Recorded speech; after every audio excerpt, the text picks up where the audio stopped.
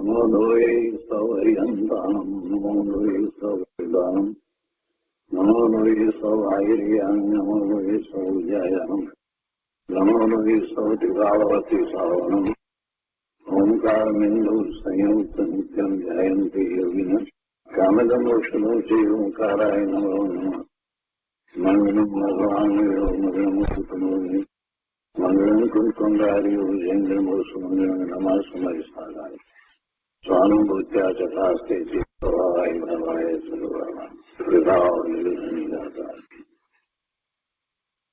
સમયસાર ભગવાન કુંકુંદાચાર્ય રચિત સમયસાર તથા ભગવાન અમૃતચંદ્રાચાર્ય રચિત આત્મખ્યાતિ ટીકા આશ્રય એનો સ્વાધ્યાય ચાલે છે. એમાં પરિશિષ્ટમાં અમૃતચંદ્રાચાર્ય ભગવાન 47 શક્તિનું વર્ણન કરે છે. એનો સ્વાધ્યાય આપણે કરી રહ્યા છીએ. 47 શક્તિ પૈકી આપણે 35 શક્તિનો સ્વાધ્યાય પૂરો કર્યો છે અને 36મી શક્તિનો સ્વાધ્યાય આપણે શરૂ કર્યો છે. 36મી શક્તિ અભાવ ભાવ શક્તિ. 36મી શક્તિ કે જેમાં નહીં વર્તતા, નહીં પરિણમતા, નહીં ભવતા એવા પર્યાયના ઉદયરૂપ અભાવ ભાવ શક્તિ. એટલે વર્તમાનમાં જે પર્યાય નથી એ બીજા સમયે ઉદયરૂપ થાય છે, એટલે કે ઉત્પન્ન થાય છે, એવી આ અભાવ ભાવ શક્તિ. આની પહેલા 35મી શક્તિમાં આપણે ભાવ અભાવ શક્તિમાં એમ આપણે સમજ્યા કે જે વર્તમાન વર્તતી જે પર્યાય છે એ પર્યાયનો બીજા સમયે અભાવ થાય છે. એટલે બીજા સમયે જ્યારે એ પર્યાયનો અભાવ થાય છે તો કાંઈ શૂન્યાવકાશ નથી થઈ જતો, પણ આ અભાવ ભાવ શક્તિને કારણે જે વર્તમાનમાં પર્યાય ન હતી તે પર્યાય ઉદયરૂપ થાય છે. એટલે આ એવી આ અભાવ ભાવ શક્તિ છે. આ શક્તિ પર પૂજ્ય ગુરુદેવ કાંજી સ્વામીએ કરેલ વિસ્તાર આપણે સમજ્યા છીએ. પ્રવચન રત્નાકર ભાગ 11મો, એમાં કેટલાક અંશો આપણે કર્યા છે. હવે શેષ અંશો આજે લઈએ. પાના નંબર 165 ઉપર ચોથા પેરેગ્રાફમાં એક પ્રશ્નના ઉત્તરમાં ગુરુદેવે સમજાવ્યું કે નિમિત્ત હોય, નિમિત્ત ન હોય એમ નહીં, નિમિત્ત છે. તો એ પ્રશ્ન કર્યો કે નિમિત્ત કાંઈ ચીજ જ નથી, નિમિત્તનું કાંઈ જ નહીં. ત્યારે કહ્યું કે નિમિત્ત છે, નિમિત્ત હોય, પણ તેનાથી કાર્ય નિપજે છે એમ નથી. અને પછી પંડિત ફૂલચંદજીએ ખાનિયા ચર્ચામાં જે વાત કરી હતી એ વાત પણ લીધી. સામે શંકાકાર પંડિતોનું કહેવું એમ હતું કે 4 ઘાતી કર્મોનો નાશ થવાથી કેવળ જ્ઞાન આદિ અનંત ચતુષ્ટય પ્રગટ થાય છે. અને પંડિત ફૂલચંદજીએ એમાં એમ કહ્યું કે 4 ઘાતી કર્મ નો નાશ કયો, એટલે એમાં તો 4 ઘાતી કર્મ છે, એની પર્યાયનો નાશ થાય છે. અરે એમ છતાં તેની અકર્મરૂપ દશા થાય છે, એટલે કે કર્મની અકર્મરૂપ દશા થાય છે. હવે પર્યાયનો નાશ થયો અને કર્મરૂપ દશા હતી, એની અકર્મરૂપ દશા થઈ, એટલે એમાં તો પર્યાયનો વ્યય થયો. તો એવા અકર્મરૂપ દશામાંથી કેવળ જ્ઞાન આદિ જીવની પર્યાય પ્રગટ કેવી રીતે થાય, એટલે કે ન થાય. કેવળ જ્ઞાનની પર્યાય જે કર્મરૂપ પર્યાય હતી એ અકર્મરૂપ થઈ, તો એમાંથી પ્રગટ થાય કે જીવને પોતામાંથી પ્રગટ થાય. એટલે ગુરુદેવે કહ્યું કે ભાઈ વિશેષ ચિંતન મનન કરી યથાર્થ નિર્ણય કરવો જોઈએ. એ તો નિમિત્ત કહેવાય. જે 4 ઘાતી કર્મનો નાશ થયો અને અહીંયા કેવળ નામ પ્રગટ થયું, તો એવું એ નિમિત્ત કહેવાય. પણ નિમિત્ત કઈ ઉપાદાનનું કાર્ય કરે છે એમ નથી. ઉપાદાનનું કાર્ય કરવામાં નિમિત્ત કાંઈ જ કરતું નથી. નિમિત્ત પોતાનું કાર્ય કરશે કે પછી ઉપાદાનનું કાર્ય કરશે? એવું જ આગળ બીજું ઉદાહરણ આપીને વધારે સ્પષ્ટતા કરે છે. ગુરુદેવ કહે છે અહીંયા પાના નંબર 165 ઉપર 5મા પેરેગ્રાફમાં કે જ્ઞાનની પર્યાયમાં હાનિ કે વૃદ્ધિ થાય. જ્ઞાનની પર્યાયમાં હાનિ કે વૃદ્ધિ થાય તે પોતાની તત્કાલીન પર્યાયની યોગ્યતાથી થાય છે. તેમાં જ્ઞાનાવરણીય કર્મનું નિમિત્ત હો તો ભલે હોય, પણ નિમિત્તથી એટલે જ્ઞાનાવરણીય કર્મથી જ્ઞાનની પર્યાય થાય છે એમ નથી. દ્રવ્યની શક્તિમાં જ એવું સામર્થ્ય છે કે નવી અપૂર્વ પર્યાય પ્રગટ થાય. કર્મના અભાવથી થાય એમ નહીં.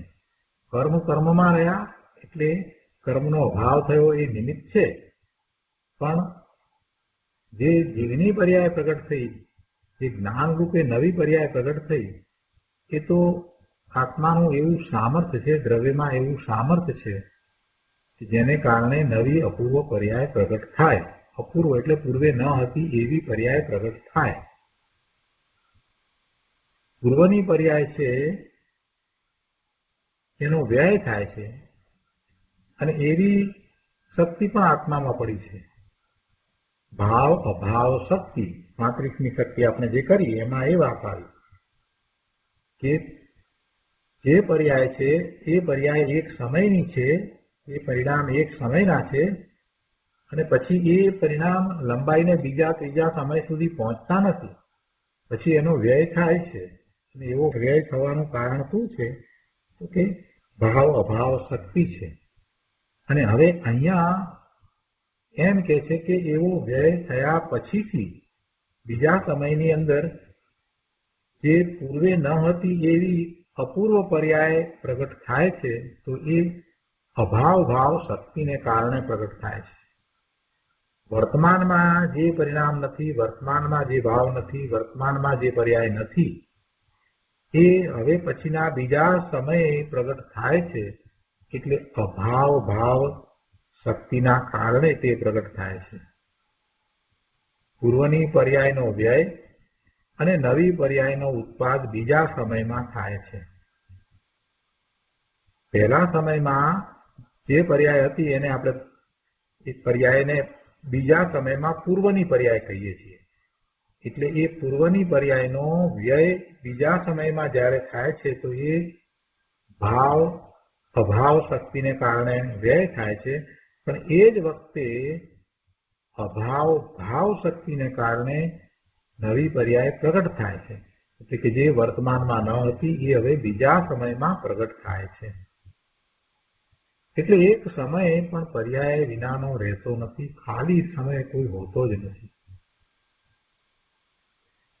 આવું થવાનું કારણ શું છે? કે દ્રવ્યનું પોતાનું છે, દ્રવ્યમાં પડેલી શક્તિનું આ કારણ છે.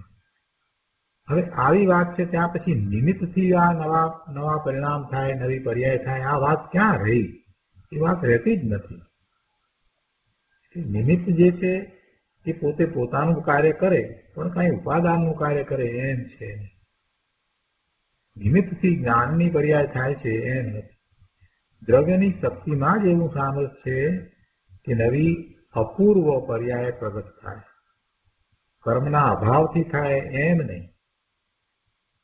આગમ, યુક્તિ અને અનુભવ ત્રણેય પ્રકારે આમ જ સિદ્ધ થાય છે.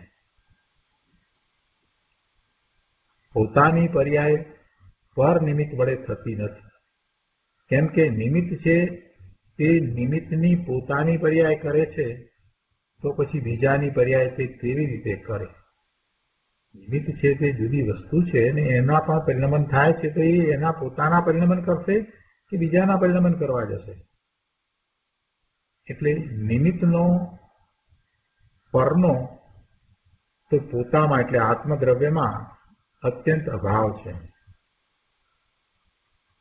આ યુક્તિથી સમજાય. વળી વર્તમાન અલ્પજ્ઞાનની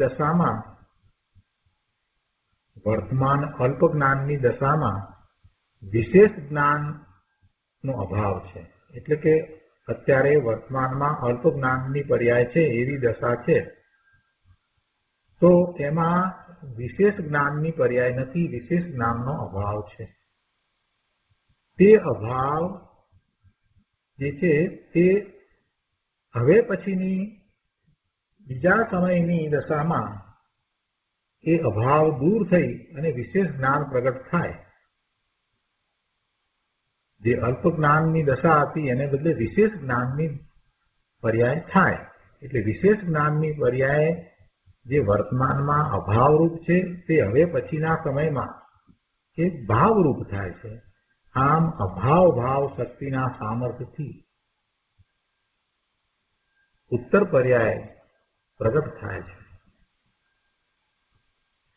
એટલે ગુરુદેવની આ વાત સમજાવતા કહે છે કે વર્તમાન અલ્પજ્ઞાનની દશામાં વિશેષ જ્ઞાન અભાવ છે. તે અભાવ ભાવ શક્તિના સામર્થ્યથી પછીના બીજા સમયે ભાવ ઉત્પાદ રૂપ થશે, અભાવનો ભાવ થશે. જે અભાવ રૂપ છે એ હવે ભાવ રૂપ થશે. જે વિશેષ જ્ઞાનની પર્યાય અભાવ રૂપ છે તે હવે ભાવરૂપ થશે. આવો વસ્તુ સ્વભાવ છે. તેથી નિમિત્તથી કે ગુરુગમથી વિશેષ જ્ઞાન થાય એમ છે નહીં. એને નિમિત્ત કહેવામાં આવે પણ એમ નિમિત્તથી કાંઈ થાય છે એમ નથી. ભગવાન આ સત્ય વાત છે અને આ હિતની વાત છે. આવું સમજાવ્યું એટલે હવે કોઈએ પ્રશ્ન કર્યો તો પણ હવે આમાં કરવું શું? અમારે શું કરવું? આમાં ધર્મ ક્યાં આવ્યો? કાંઈ તમે કરવાની તો વાત કરી નહીં. મોટા ભાગના જીવોને એમ છે કે ધર્મમાં કાંઈક કરવાનું આવે તો કાંઈક ધર્મ થાય. સોનગઢમાં પણ કોઈક હિન્દીભાષી ભાઈ ગુરુદેવના પ્રવચન પછી બોલ્યા कि बस हो गया धर्म, करना धरना कुछ नहीं और हो गया धर्म. करना धरना कुछ नहीं और हो गया धर्म.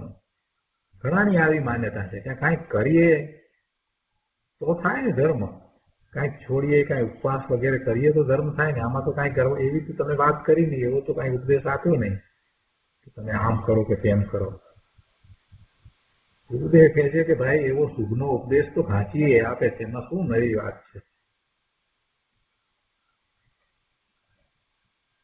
પોતાના સ્વરૂપની પ્રાપ્તિ કરવી છે તો આખો માર્ગ સ્વરૂપ લક્ષી હોય, પરલક્ષી ન હોય.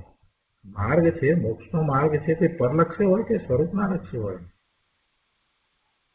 અહીંયા સમજાવે છે કે ચિદાનંદ ચિદ્રૂપ પ્રભુ પોતે છે, તેનો અંતર્મુખ થઈ સ્વીકાર કરવો. શું કરવું? ચિદાનંદ જ્ઞાન આનંદ સ્વરૂપ પ્રભુ પોતે છે, પોતે જ ભગવાન આત્મા છે, તે આનંદ સ્વરૂપ છે, જ્ઞાન સ્વરૂપ છે, અનંત ગુણનો સમૂહ છે ને એવા પોતાના સ્વરૂપનો અંતર્મુખ થઈ સ્વીકાર કરવો. આ દ્રવ્યશ્રુતના અભ્યાસ દ્વારા જાણ્યું એ તો માહિતી રૂપે છે, પણ અંતર્મુખ થઈને સ્વીકાર કરવો આ કરવાનું અને તદ્રૂપ સ્વરૂપ પરિણમવું.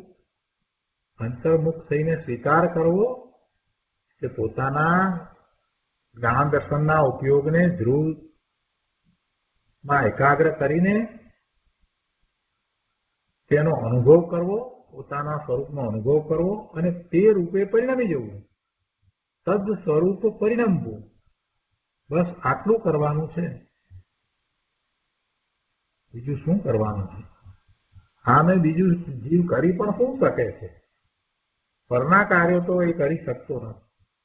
જ્યાં જ્યાં એ કાંઈ પણ કરવા જાય છે ત્યાં એ પેલું દ્રવ્ય છે એ પોતે જ પોતાના કાર્યો કરે એવું સક્ષમ છે, કેમ કે એનામાં પણ એવી શક્તિ પડી છે, એનામાં જે ગુણ છે એ પ્રમાણે પરિણમે છે. એટલે ક્યાંય એને બહારમાં તો કાંઈ પરમાં તો કરવાનું છે નહીં, એટલે પરમાં તો કાંઈ કરી શકતો નથી. બાકી એ પરને જોઈને વિભાવ ભાવે થાય, વિકારી પરિણામ કરે તો પછી ભવના ભ્રમણ થાય, બીજું કાંઈ થાય નહીં.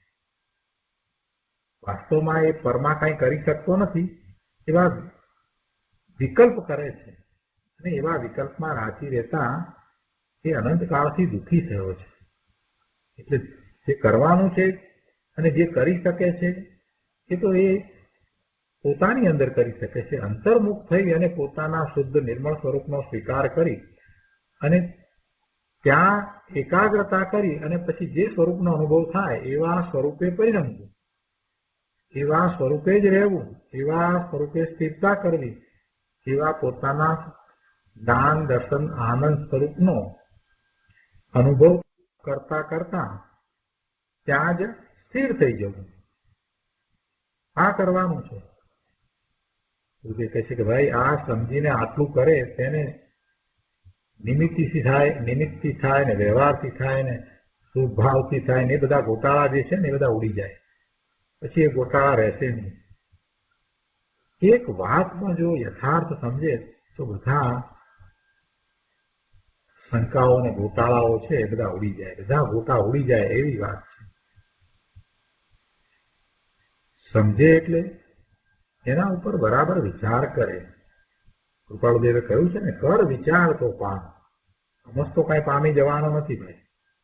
આ વાંચી જાય, ગગડાવી જાય, યાદ રાખી જાય, ગોખી જાય, બોલી જાય, એથી કાંઈ વળવાનું નથી. પણ એના ઉપર વિચાર કરે, અંતરમાં એ વાતને સમજવાનો પ્રયત્ન કરે, સમજીને એમાં દ્રઢતા કરે. ન સમજણ પડે તો માર્ગદર્શક પાસેથી સમજે, અને માર્ગદર્શક પણ ન સમજાવી શકે તો શાસ્ત્રનો અભ્યાસ કરીને જે પરોક્ષ ગુરુ છે એમની પાસેથી સમજે. પ્રત્યક્ષ ગુરુ ન હોય એટલે કાંઈ જ્ઞાન ન થાય એમ તો છે નહીં. કેમ કે જ્ઞાન તો પ્રત્યક્ષ ગુરુ પણ કરાવી આપતા નથી અને પરોક્ષ ગુરુ પણ કરાવી આપતા નથી. જ્ઞાન તો પોતાને પોતાનામાંથી થાય છે. એટલે જેને એવો પુરુષાર્થ ઉપડે છે એને જ્ઞાન થાય જ છે. એ તો વાત અત્યારે ગુરુદેવ સમજાવી રહ્યા છે કે ભાઈ જ્ઞાન એ કઈ પરના નિમિત્તે થાય છે એમ થયું એટલે પરનું નિમિત્ત છે તો એ નિમિત્ત કાંઈ કરી દે છે એટલે જ જ્ઞાન થાય છે એનું ક્યાં છે? એ તો તારા પોતાના પરિણામ છે. એવા પરિણામ થવાના છે, અપૂર્વ પરિણામ થવાના છે, તે જ પરિણામ થાય છે. તો સ્વનું લક્ષ્ય કરીને અંતર્મુખ થઈને પોતાના નિર્મળ સ્વરૂપનો સ્વીકાર કરવો, એકાગ્રતા કરવી અને એ રૂપે પરિણમી જેવું આ જ કરવાનું છે, બીજું કાંઈ કરવાનું નથી. આગળ 166માં પાના ઉપર ચોથા પેરેગ્રાફમાં કહે છે કે ચોથા ગુણસ્થાનમાં આત્મજ્ઞાન પ્રગટ થવા છતાં તેને કિંચિત કસાય ભાવ હોય છે. ત્યારે કસાય ભાવ છે. કસાય એટલે રાગ દ્વેષ. રાગ એટલે માયા અને લોભ, અને દ્વેષ એટલે ક્રોધ અને માન. આમાંથી કોઈ પણ અંશ ખ્યાલમાં આવે તે બુદ્ધિપૂર્વક છે, અને જે ખ્યાલમાં ન આવે તે અબુદ્ધિપૂર્વકનો રાગ છે. એટલે કે બંનેનો આત્મામાં અભાવ છે. એ બુદ્ધિપૂર્વકનો રાગ કે અબુદ્ધિપૂર્વકનો રાગ. જે ખ્યાલમાં આવે છે તે બુદ્ધિપૂર્વકનો રાગ, અને જે ખ્યાલમાં નથી આવતો તે અબુદ્ધિપૂર્વકનો રાગ. એ બંનેનો આત્મામાં અભાવ છે. માટે તેને અસદ્બુદ્ધ કહેવામાં આવે છે. ક્રોધ છે ને તેનો અભાવ થશે એ વાત અહીં નથી. શક્તિના વર્ણનમાં ક્રોધ છે નહીં. શક્તિ તો નિર્મળ સ્વભાવ રૂપ છે અને તેની વ્યક્તિ પરિણમન નિર્મળ જ છે. નિર્મળ ક્રમવર્તી પર્યાય અને અક્રમવર્તી ગુણો એ બેનો સમુદાય, તેને અહીં આત્મા કહેવામાં આવ્યો છે. વિકારની વાત જ નથી. ગુરુદેવ કહે છે ત્યારે અનંત કાળમાં એણે કદી યથાર્થ નિર્ણય અને સ્વાનુભવ કર્યો નહીં. અનંત કાળ વીતી ગયો, કેટલાય જીવો મોક્ષે ગયા, પણ એ હજી ત્યાંનો ત્યાં રહ્યો. હજી એ સંસાર પર્યાયમાં જ રહ્યો, ભવના ભ્રમણમાં જ રહ્યો. આ જીવ ઋષભદેવ ભગવાનના વખતમાં પણ હતો, એ વખતે પણ હતો, પણ ઊંધો પુરુષાર્થ કરી અને રખડ્યો. ઊંધી માન્યતા, ખોટી માન્યતા કરી અને મિથ્યાત્વને કારણે રખડ્યો છે. કોઈએ એને રખડાયો છે એમ નથી. તે પછી ચંદ્રપ્રભુ ભગવાનના વખતમાં પણ હતો, પણ એ કાંઈ સમજ્યું નહીં. એને લાખો વર્ષ કાઢી નાખ્યા, ઘણા ભોગ કર્યા, અને એને એવા સંયોગો પણ પ્રાપ્ત થયા, ભગવાનના અનુસરણમાં જવાનું પણ થયું, મનુષ્ય પણ થયું, પણ તે છતાંય કેવડી આગળ રહી ગયો કોરો અને ભવના ભ્રમણ કરી રાખ્યા. તે પછી શાંતિનાથ ભગવાનના વખતમાં હતો. કયા ભગવાનના વખતમાં એ ન હતો? કોઈક ને કોઈક પર્યાયમાં તો હતો, ક્યાંક તો એ હતો, પણ એટલો બધો એને પ્રમાદ કર્યો, એટલું મિથ્યાત્વનું સેવન કર્યું કે હજી સુધી રખડે છે. 24 તીર્થંકર થઈ ગયા. અરે આ 24 તીર્થંકરની પહેલા જે 24 તીર્થંકર થયા ભરત ક્ષેત્રના વિશે, એ વખતે પણ એ હતો. મહાવિદ્ય ક્ષેત્રમાં અનંત તીર્થંકર થયા છે. ભરત ક્ષેત્રના વિશે પણ આવી કેટલી 24 થઈ. એટલે આ જીવ જેની આદિ નથી એવો અનાદિનો છે, અને અનાદિથી તીર્થંકરો થતા આવ્યા છે, કેવડીઓ થતા આવ્યા છે, અને જીવો મોક્ષે જાય છે, છતાં આ જીવ પલળ્યો નહીં, આમ ને આમ ભવના ભ્રમણ કરી રાખે છે. એટલે કહે છે અનંત કાળમાં એને કદી યથાર્થ નિર્ણય પણ કર્યો નહીં, સ્વાનુભવ કર્યો નહીં. નિર્ણય ન થયો તો પછી સ્વાનુભવ તો ક્યાંથી? ગુરુજી કરુણા કરીને કહે છે કે ભાઈ હવે સ્વાનુભવ કર, સ્વાનુભવ કર્યા વિના તારા જન્મ મરણ નહીં મટે ભાઈ, તારા દુઃખનો અંત નહીં આવે. ભક્તિ પૂજા વ્રત ને તપ લાખ કરે તોય આત્મજ્ઞાન વિના એ બધા રાગ છે, વિકાર છે, દુઃખ છે, ક્લેશ છે. પંડિત દૌલતરામજીએ કહ્યું છે ને કે ભાઈ નિજ આત્મજ્ઞાન બિન સુખ લેશ ન પાયો.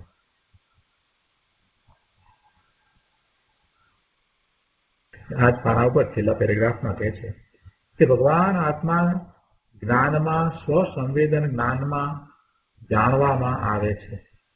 ભગવાન આત્મા પોતાને સ્વસંવેદન જ્ઞાનમાં અનુભવવામાં આવે, જાણવામાં આવે એવો છે. તેની જાણીને જેવો છે તેવો જાણીને તેવી પ્રતીતિ કરવી એ સમ્યક દર્શન છે. ભગવાન આત્મા જેવો છે તેવો જાણ્યો તેવી પ્રતીતિ કરવી એ સમ્યક દર્શન છે.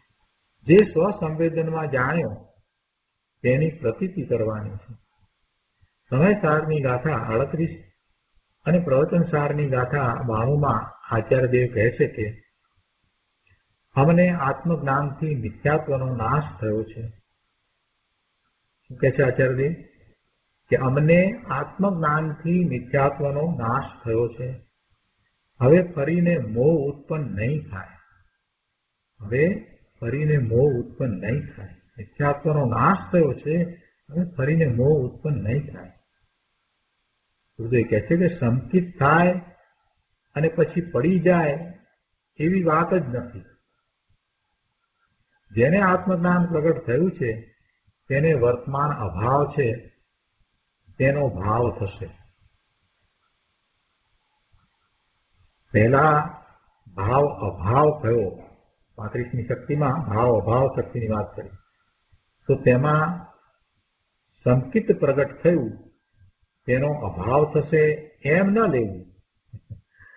ભાવ અભાવ જે 35મી શક્તિની વાત કરી તેમાં ભાવ અભાવ એટલે સંકિત થયું એનો અભાવ થશે એમ ન લેવું. તો શું લેવું? તો એમ લેવાનું છે કે એ જે પૂર્વની પર્યાય સંકિતની હતી એનો અભાવ થઈને નવી પર્યાય જે પ્રગટ થશે એ વિશેષ જ્ઞાનવાળી પ્રગટ થશે એમ લેવાનું. કેમ કે હવે જે 36મી શક્તિમાં વાત કરીને અભાવ ભાવ એટલે અભાવ ભાવ એટલે જે વર્તમાનમાં જે પર્યાય નથી એ પૂર્વ પર્યાય એ બીજા સમયમાં પ્રગટ થાય છે. એટલે સંકિતની જે પર્યાય થઈ એનો અભાવ થઈને બીજી જે પર્યાય છે તે એના કરતા વિશેષ જ્ઞાનરૂપ પર્યાય પ્રગટ થાય છે. પહેલા ભાવ અભાવ કયો જે, તો તેમાં સંકિત પ્રગટ થયું તેનો અભાવ થશે એમ ન લેવું. અહીં તો એમ અર્થ છે કે વર્તમાન નિર્મળ પર્યાય છે તે ભાવ અભાવ થઈને બીજી નિર્મળ પર્યાયનો ઉદય ભાવ થશે. વર્તમાન અલ્પ નિર્મળ પર્યાય છે તો તેનો અભાવ થઈને અભાવ ભાવ શક્તિના કારણે વિશેષ નિર્મળ અપૂર્વ અપૂર્વ પર્યાય ભાવ રૂપ થશે, ઉદય રૂપ થશે. પડી જવાની અહીં કોઈ વાત જ નથી. જેને દ્રવ્ય દ્રષ્ટિમાં પૂર્ણ ચૈતન્યનું દળ એવું દ્રવ્ય આવ્યું, તેને દ્રવ્યનો અભાવ થાય તો સંકિતનો અભાવ થાય. બહુ સરસ વાત કરી છે. જેને દ્રવ્ય દ્રષ્ટિમાં પૂર્ણ ચૈતન્યનું દળ એવું દ્રવ્ય આવ્યું એટલે એને પોતાને અનંત ગુણોનું પરિણમન અનુભવમાં આવ્યું, એ દ્વારા પોતાને એવા દ્રવ્યની પ્રસિદ્ધિ થઈ. તો પછી હવે એને સંકિતનો અભાવ ન થાય. જો દ્રવ્યનો અભાવ થાય તો સંકિતનો ભાવ થાય, પણ દ્રવ્ય અને દ્રવ્યની શક્તિનો તો કદીય ભાવ ન થાય. તેનો શુદ્ધ ચૈતન્ય ત્રિકાળી ધ્રુવ દ્રવ્યનો જેને સાનુભવ થઈને પ્રતીતિ થઈ, તેને પર્યાયનો વ્યય અભાવ થશે, પણ તે વિશેષ નિર્મળ પર્યાયના ભાવ ઉત્પાદ પૂર્વક થશે. વિશેષ નિર્મળ પરિણામો થતા જશે. પૂર્વની પર્યાય છે એનો અભાવ થશે અને નવા વિશેષ નિર્મળ પરિણામ ઉત્પન્ન થશે. વર્તમાન નિર્મળ પર્યાયનો વ્યય થઈને તેને અપૂર્વ અપૂર્વ નિર્મળ પર્યાયનો ભાવ ઉત્પાદ થશે. આવી વાત છે. આગળ 167માં પાના પર બીજા પેરેગ્રાફમાં ગુરુદેવ કહે છે કે આશ્રવ અધિકારમાં મૂળ તો શુદ્ધ નયને નય કહ્યો છે. આશ્રવ અધિકારમાં મૂળ તો શુદ્ધ નયને નય કહ્યો છે. વ્યવહાર નયને નય ગણ્યો જ નથી. ત્યાં કહ્યું છે જેઓ શુદ્ધ નયથી ચ્યુત થઈને ફરીથી રાગાદિના સંબંધને પામે છે તેઓ કર્મ બાંધે છે, એવી ત્યાં વાત કરી છે. પણ અહીંયા તો છોડવાની વાત જ નથી.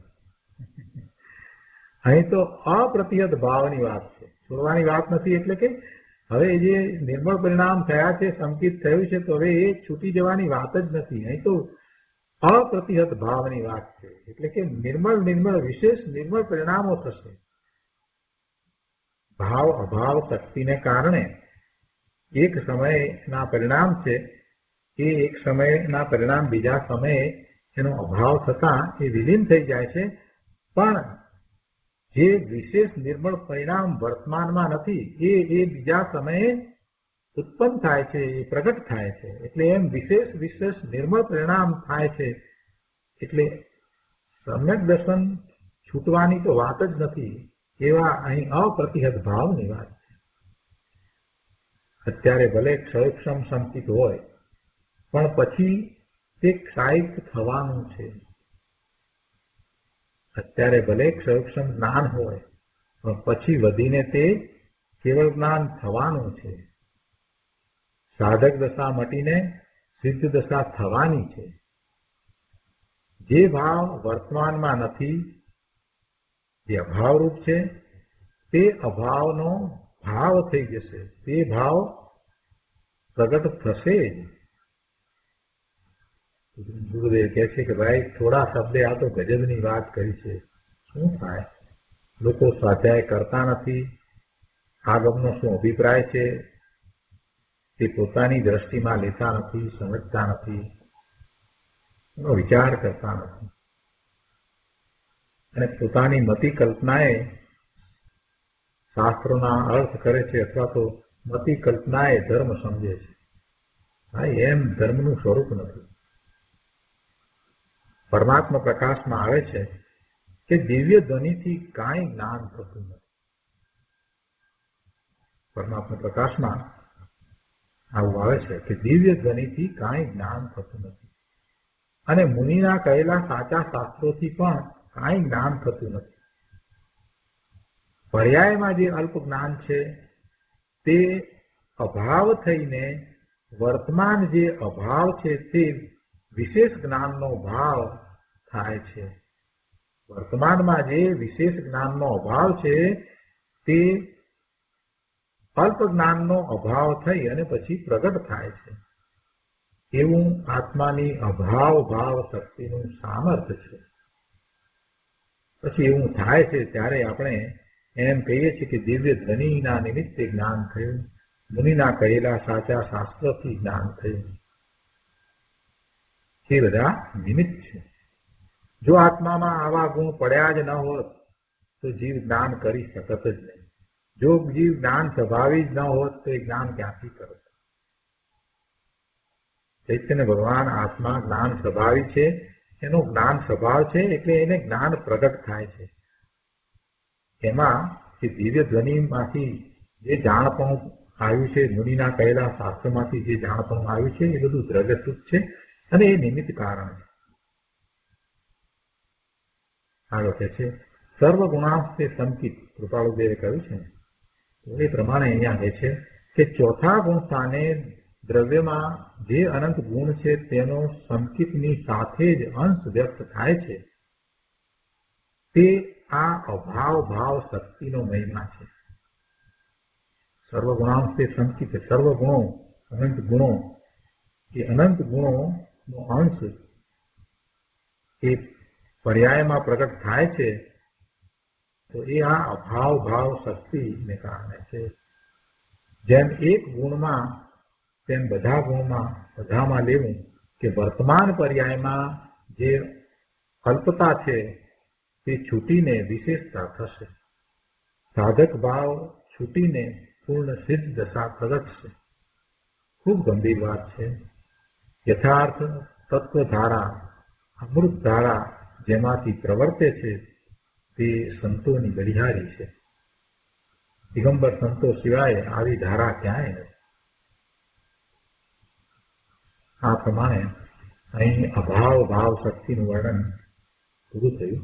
36મી શક્તિ અભાવ ભાવ શક્તિનું વર્ણન પૂરું થયું.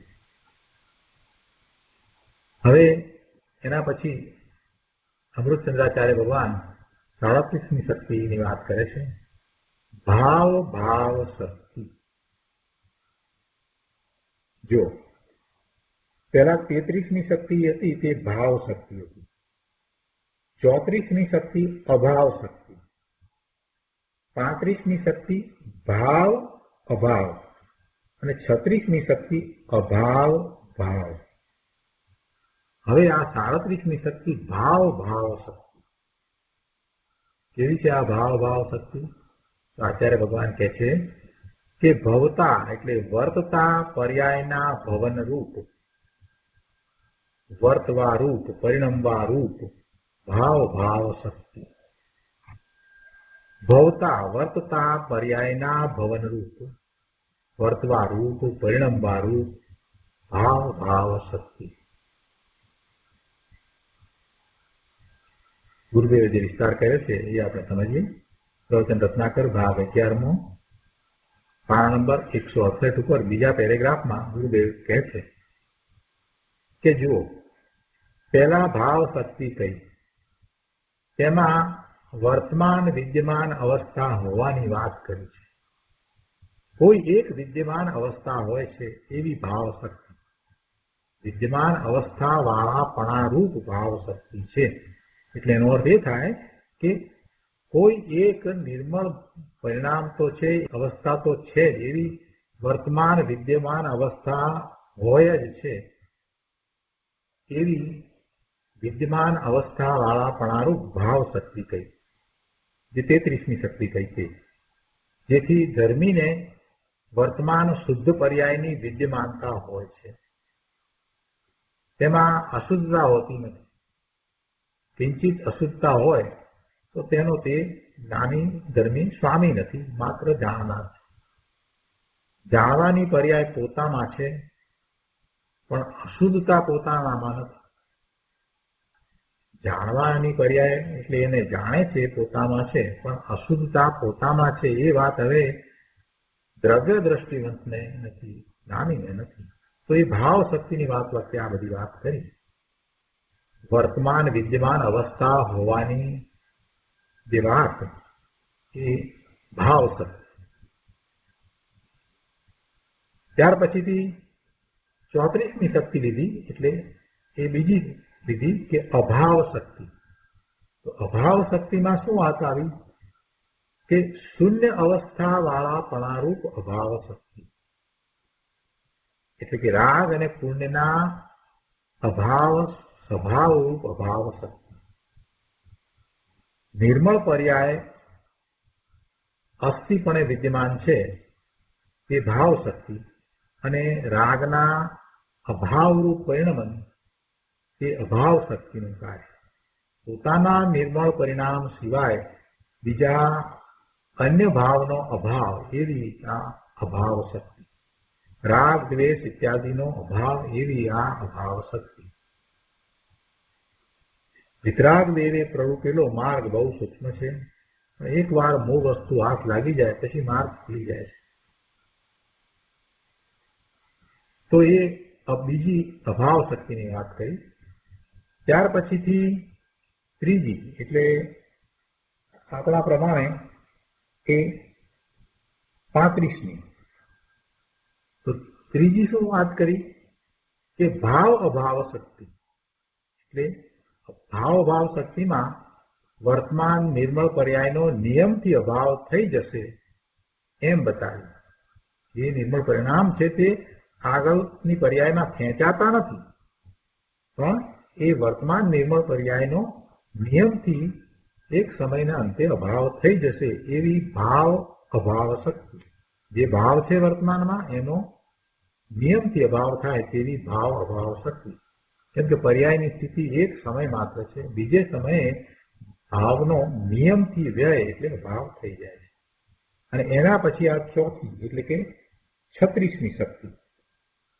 તો 36મી શક્તિ જે હમણાં આપણે કરી તે અભાવ ભાવ શક્તિ, કે વર્તમાનમાં જે નિર્મળ પર્યાય નથી તે પછી પ્રગટ થશે જ એવી આ અભાવ ભાવ શક્તિ.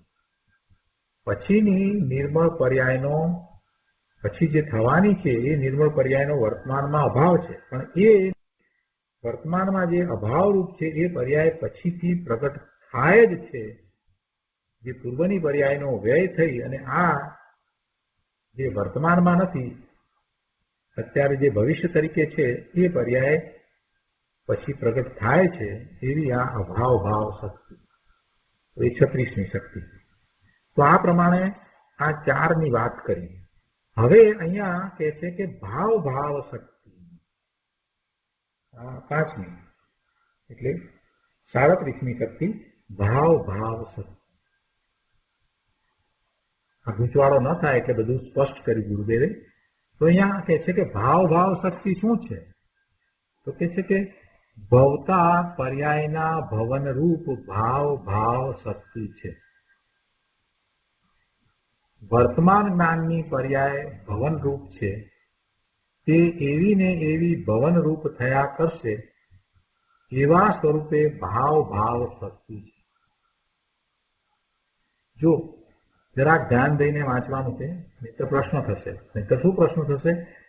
એમ થશે કે ભાવ અભાવ શક્તિ કઈ એ પ્રમાણે તો વર્તમાન પર્યાય બીજા સમયે વ્યય થવી જોઈએ, અને અહીંયા તમે આમ કેમ કહો છો કે વર્તમાન જ્ઞાનની પર્યાય ભવન રૂપ છે તે એવી ને એવી ભવન રૂપ થયા કરશે એવા સ્વરૂપે ભાવ ભાવ શક્તિ છે.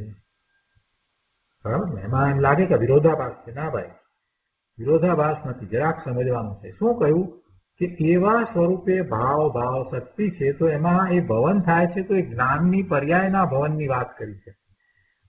જ્ઞાનની પર્યાય એ પર્યાયના ભવનની વાત કરી છે, તેમાં જ્ઞાનની પર્યાય જ્ઞાન રૂપે પરિણમે, એના પછીની પર્યાય પણ જ્ઞાનની જ થશે.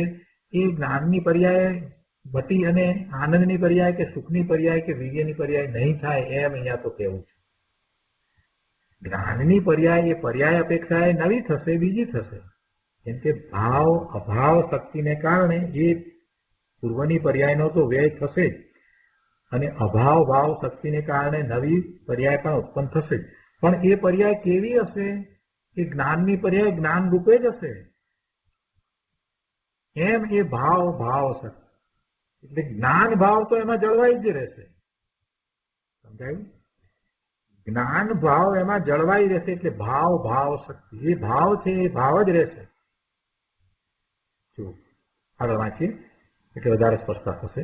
ગુરુદેવ કહે છે કે વર્તમાન વર્તમાન વર્તતો ભાવ ત્રિકાળી ભાવ સાથે એક થઈને નિરંતર વર્તે એવી આ ભાવ ભાવ શક્તિ છે. વર્તમાન વર્તમાન વર્તતો ભાવ ત્રિકાળી ભાવ સાથે એક થઈને નિરંતર વર્તે એવી આ ભાવ ભાવ શક્તિ છે. ત્રિકાળી ભાવ સાથે એક થઈને નિરંતર વર્તે તો ત્રિકાળી ભાવ શું છે? તો ત્રિકાળી તો ગુણ છે એવો ભાવ છે. એટલે પોતાના ગુણ સાથે એક રૂપ થઈને વર્તે, નિરંતર વર્તે એવી આ ભાવ શક્તિ છે. એટલે કે જ્ઞાનની પર્યાય છે તો એ જ્ઞાન ગુણ સાથે એના પરિણામ રૂપ થઈને વર્તે એટલે પછી એમાંથી જ્ઞાનની જ પર્યાય થાય એટલે જ્ઞાનનો જ ભાવ થાય, એમાંથી પછી સુખનો ભાવ થાય. એટલે એ ત્રિકાળી ભાવ સાથે એક થઈને નિરંતર વર્તે એવી આ ભાવ ભાવ શક્તિ છે. ત્રિકાળી દ્રવ્ય જ્ઞાન સ્વભાવ છે. તેની વર્તમાન વર્તમાન વર્તતી દશા ત્રિકાળી જ્ઞાન સ્વભાવ સાથે એક થઈને સદાય વર્તે એવી આ ભાવ ભાવ શક્તિ છે. એવો આ આત્માનો ભાવ ભાવ સ્વભાવ છે. ગુરુદેવ કહે છે ભાઈ આ તો ગજબની વાત છે પ્રભુ. આગળ કહે છે કે ભગવાન આત્મામાં એક ભાવ ભાવ શક્તિ છે. તેનું સ્વરૂપ શું? તો કહે છે આત્માના દ્રવ્ય ગુણ અને પર્યાયમાં જ્ઞાન છે તે ભાવરૂપ છે. શું કહ્યું? કે આ ભાવ ભાવ શક્તિ છે તેનું સ્વરૂપ શું છે? તો કહે છે કે આત્માના દ્રવ્ય ગુણ અને પર્યાયમાં જ્ઞાન છે તે ભાવરૂપ છે. દ્રવ્યમાં ભાવ છે, ગુણમાં ભાવ છે ને તદરૂપ ભવનરૂપ પર્યાયમાં પણ સમયે સમયે ભાવ છે. આ જ્ઞાનનો ભાવ છે. એ જ્ઞાન ગુણ છે અને એના ભવનરૂપ પર્યાય છે. એમાં પણ સમયે સમયે એ જ્ઞાનની જ પર્યાય છે, એ બીજી પર્યાય થતી નથી. આનું નામ ભાવ ભાવ શક્તિ છે. જ્ઞાનની પર્યાય વર્તમાન છે એવી ને એવી પર્યાય એટલે એવી ને એવી સમ્યક જ્ઞાન રૂપ પર્યાય બીજે બીજે સમયે પણ રહેશે. એટલે બીજે સમયે એના પછીના સમયે એના પછીના સમયે બીજે બીજે સમયે પણ રહેશે. જ્ઞાનની એની એ પર્યાય ના રહે, એની એ પર્યાય ના રહે. એટલે જે પર્યાય પૂર્વે હતી એની એ પર્યાય નથી રહેતી, એ બીજા સમયમાં લંબાતી નથી. કેમ કે ભાવ અભાવ શક્તિને કારણે એ પર્યાય તો એક સમય પછી વ્યય થાય જ, અને અભાવ ભાવ શક્તિને કારણે નવી પર્યાય જે વર્તમાનમાં નથી એ પ્રગટ થાય જ. પણ એ બે પર્યાયો જે પૂર્વની પર્યાય અને આ ઉત્તર પર્યાય એ બંને પર્યાયો એ બંને એક જાતની છે, એટલે કે જ્ઞાનની જાતની છે. એની એ પર્યાય નથી. પર્યાય બદલાય. જે પૂર્વની પર્યાય હતી એનો વ્યય થયો અને પછી ઉત્તર પર્યાય થઈ. પણ એ જ્ઞાનની એની એ પર્યાય ન રહે, છતાં પણ એ જ્ઞાનની જાતની એવી ને એવી રહેશે.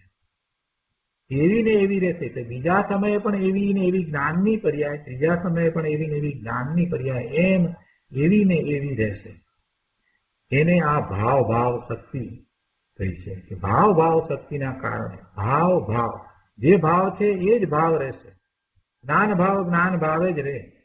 એ જ્ઞાન ભાવ એ સુખ ભાવ થાય નહીં, કે એ જ્ઞાન ભાવ જે છે એ દર્શન ભાવ થાય નહીં, કે વીર્ય ભાવ થાય નહીં. એટલે જે જ્ઞાનની પર્યાય જે છે એ બીજા સમયે ભલે એ વ્યય થાય છે, છતાં પણ એવી ને એવી બીજા સમયે બીજા સમયે થશે, એવી રહેશે. એટલે કે છે ફરીથી વાંચીએ કે જ્ઞાનની પર્યાય વર્તમાન છે એવી ને એવી પર્યાય બીજે સમયે પણ રહેશે. જ્ઞાનની એની એ પર્યાય ન રહે, પણ જ્ઞાનની જાતિ એવી ને એવી રહેશે. વર્તમાનમાં મતિશ્રુત જ્ઞાનની નિર્મળ પર્યાય છે તે આ ભાવ ભાવ શક્તિના કારણથી એવી ને એવી ભાવ ભાવ ભાવ રૂપે નિર્મળ જ્ઞાન રૂપે રહેશે. દ્રવ્ય ગુણમાં તો નિર્મળતા છે, પર્યાયમાં પણ જ્ઞાનની દશા એવા ને એવા નિર્મળ ભાવપણે રહેશે. સૂક્ષ્મ વિષય ભાઈ, વિચાર મંથન કરીને ખ્યાલમાં લેવાની ચીજ છે. જેમ જ્ઞાનની આ પર્યાયની વાત કરી તેવી જ રીતે સંકિતની પર્યાય, તેવી જ રીતે ચારિત્ર્યની પર્યાય, એ વર્તમાન એ બધી નિર્મળ પર્યાય છે. એ પર્યાય નિર્મળ નિર્મળ નિર્મળ એ જ જાતની રહે છે. જેમ જ્ઞાનની તેમ સંકિતની ચારિત્ર્યની વર્તમાન નિર્મળ પર્યાય એ નિર્મળ સંકિત અને ચારિત્ર રૂપ રહેશે. આવી ભાવ ભાવ શક્તિ છે, આવું પોતાનું તત્વ છે, તેનું ભાવ ભાષણ થયા વિના ધર્મ થઈ જાય એમ કદી બનતું નથી. આવું પોતાનું સ્વરૂપ છે, એનું ભાવ ભાષણ થાય છે. એ ભાવ ભાષણ થાય છે એટલે સમ્યક દર્શન થયું કહેવાય છે, સંકિત થયું કહેવાય છે. આવું ભાવ ભાષણ તિર્યંચને પણ થાય છે, ભલે એને શબ્દ કાંઈ આવડતા નથી. આ શક્તિનું આપણે જે વર્ણન કર્યું એના કોઈ પણ શબ્દ ના આવડે, છતાંય એવો ભાવ અંદરમાંથી જે પ્રગટ થાય છે એ ભાવ એને અનુભવમાં આવે છે. એવું ભાવનું ભાષણ થાય છે કે આમ છે. ગુરુદેવે વાત લીધી છે અહીંયા, કહે છે કે સંકિતી તિર્યંચને નામ ભલે બોલતા ના આવડે, એને આ બધા શક્તિના નામ પણ કઈ બોલતા આવડે છે નથી આવડતા, તો પણ તેને અંતરમાં સ્વતત્વનું ભાવ ભાષણ થયું હોય છે. અંતરમાં સ્વતત્વનું ભાવ ભાષણ થયું હોય છે. સ્વતત્વ જેવું છે તેવું એને ભાવ ભાષણ થાય છે. લોકમાં સાધક દશા પામેલા જીવો તિર્યંચ ગતિમાં પણ અસંખ્યાતા છે. લોકાકાશ છે, એમાં સાધક દશા પામેલા જીવો તિર્યંચ ગતિમાં પણ છે, અસંખ્ય છે. એવા જીવો અંદર એમ નથી જાણતા કે હું તિર્યંચ છું. એ તિર્યંચ છે એવા જીવો એમ નથી જાણતા કે હું તિર્યંચ છું. તેઓ વાસ્તવમાં એમ અનુભવે છે કે શુદ્ધ ચૈતન્ય જ હું છું. શબ્દો નથી આવડતા, પણ એવો ભાવ છે, શુદ્ધ ચૈતન્ય જ હું છું. ચૈતન્યથી અન્ય બીજો કોઈ ભાવ હું નથી, બીજા કોઈ ભાવો પણ હું નથી, ચૈતન્ય સિવાયના અન્ય કોઈ ભાવ પણ હું નથી. આવું અંદર ભાવ ભાષણ થયું હોય છે. બહુ સરસ વાત કરી ગુરુદેવે. જે સંકિત થાય છે એમાં ભાવ ભાષણ કેવું હોય એની વાત કરી છે. પહેલા પણ આ વાત આવી છે. અહીંયા આગળ કહે છે 169 પાના પર બીજા પેરેગ્રાફમાં ગુરુદેવ સમજાવે છે કે ભાઈ, ચિદાનંદ ચૈતન્યમય વસ્તુ પોતાની ચીજ છે, પોતાનું ઘર છે. ચૈતન્ય આનંદમય પોતાની ચીજ છે. એવી પોતાની ચીજમાં જવું તે થઈ શકે એવું કામ છે. પરમાણુને પોતાના કરવા હોય તો તે અશક્ય છે. પરમાણુને પોતાના ન કરી શકે, તો પોતે પોતાના ઘરમાં જઈ શકે, પોતામાં પ્રવેશી શકે એવો પોતે સક્ષમ છે. પણ પરમાણુને પોતાના કરવા હોય તો એ અશક્ય છે. અનંત કાળે ન થાય, થયા નથી, થશે નહીં.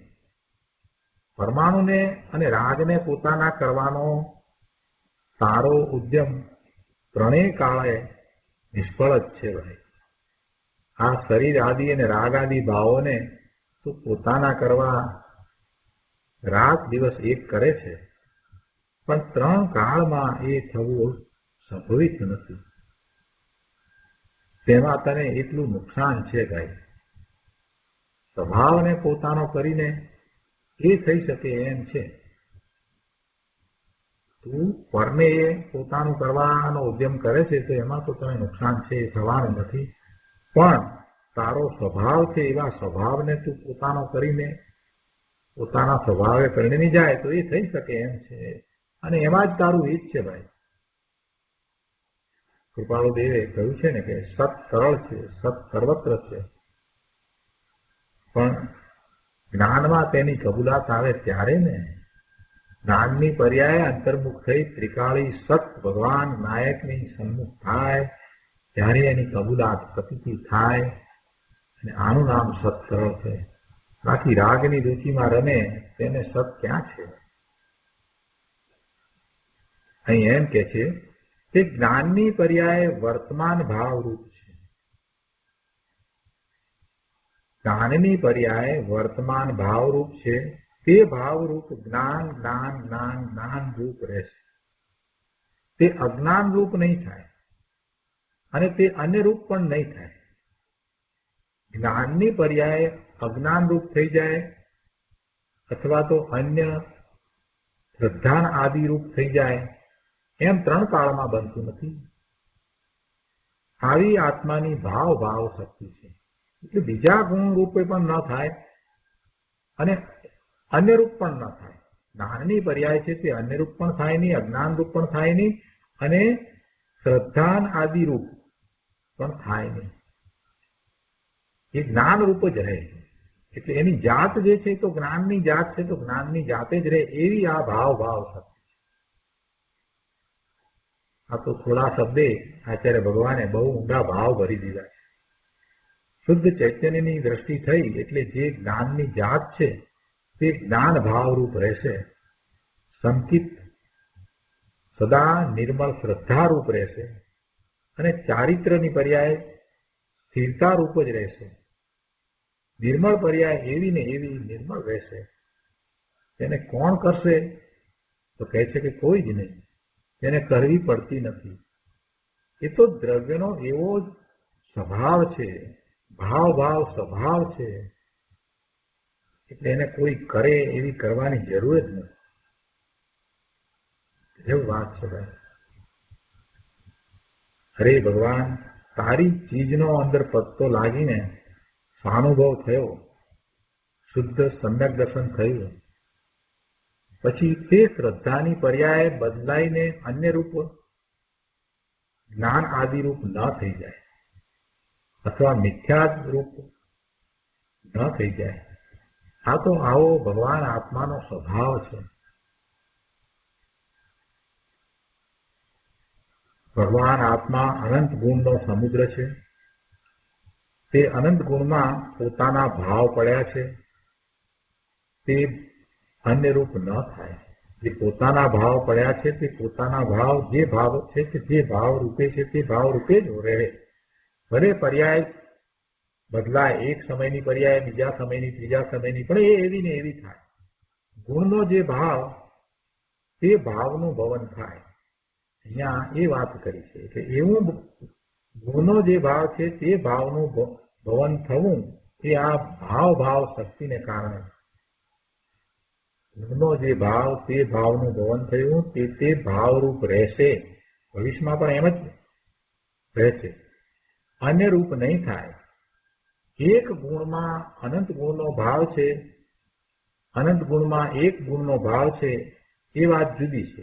એ તો એક ગુણનું બીજા અનંત ગુણમાં રૂપ છે એની વાત છે. પણ એક ગુણનું પોતાનો જે ભાવ છે, પોતાનો જે મૂળ લક્ષણ રૂપ જે ભાવ છે, તો એવા ભાવનું ભવન થાય તે બદલાઈને અન્ય ભાવ રૂપ ન થાય. જ્ઞાન ભાવ છે તો જ્ઞાન ભાવ રૂપ જ થાય.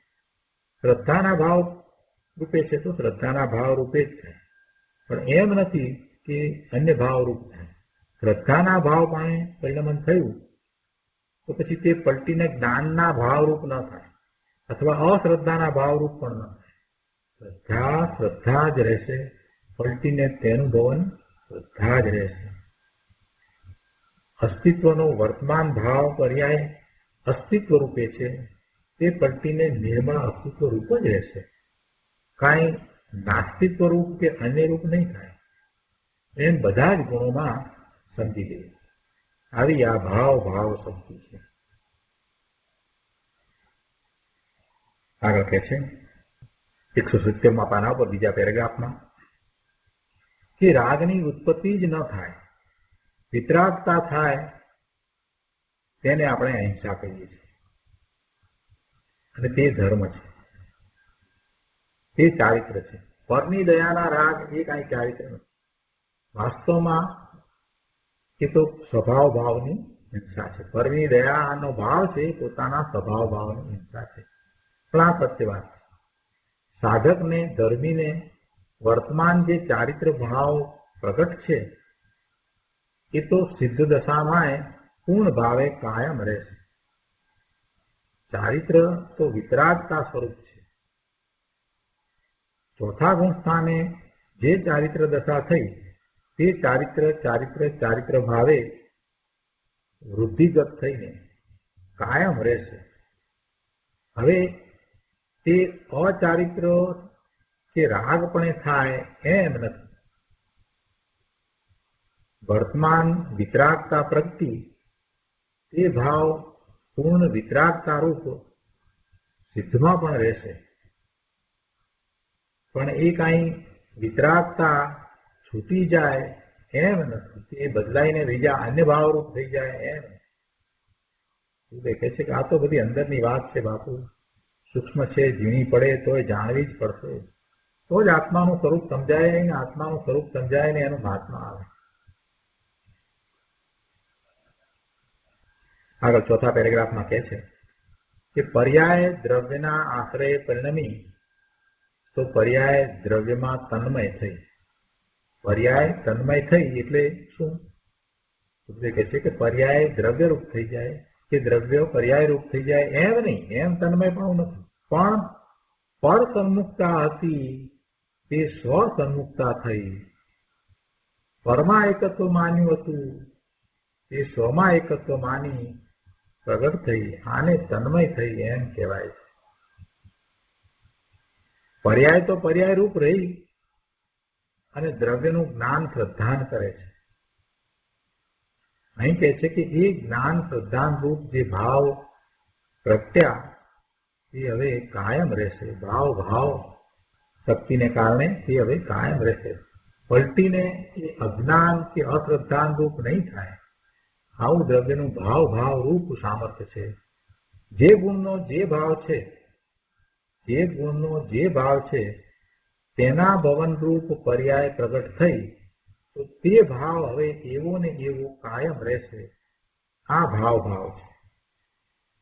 છેલ્લા પેરેગ્રાફમાં ગુરુદેવ કહે છે કે રાગથી વ્યવહારથી લાભ થશે એ વાત વિતરાગ માર્ગમાં છે જ નહીં. પહેલા શ્રદ્ધામાં આ પાકો નિર્ણય થવો જોઈએ કે માર્ગ વિતરાગતામય જ છે, એ રાગમય માર્ગ નથી. વિતરાગ માર્ગમાં એ રાગ તો છે જ નહીં. અને એવો પાકો નિર્ણય થવો જોઈએ કે માર્ગ છે તે વિતરાગતામય જ છે અને એનાથી કલ્યાણ થશે. વિતરાગ ભાવ વધતા પૂર્ણ વિતરાગ થાય છે. વિતરાગ ભાવ વધતા પૂર્ણ વિતરાગ થાય છે. વિતરાગ ભાવ પ્રગટ થયો તે કાયમ રહે છે. તેમ અલ્પ જ્ઞાન મતિશ્રુત જ્ઞાન થયું તે જ્ઞાન ભાવે કાયમ રહી અને પૂર્ણ જ્ઞાન એટલે કેવળ જ્ઞાન થશે. એટલે જ્ઞાનનું ભવન એ જ્ઞાનનું જ ભવન રહે છે. એવો ભાવ છે. આવું ભગવાન આત્માનું સામર્થ્ય છે. બીજાના કારણે કાંઈ જ નથી, પોતાનું સામર્થ્ય છે. અને આનું નામ આ ભાવ શક્તિ છે. ત્રિકાળ ભાવ છે તેવું વર્તમાન વર્ત્યા કરશે. એમ ત્રિકાળ અને વર્તમાનની સદાય એક જાતિ રહેશે.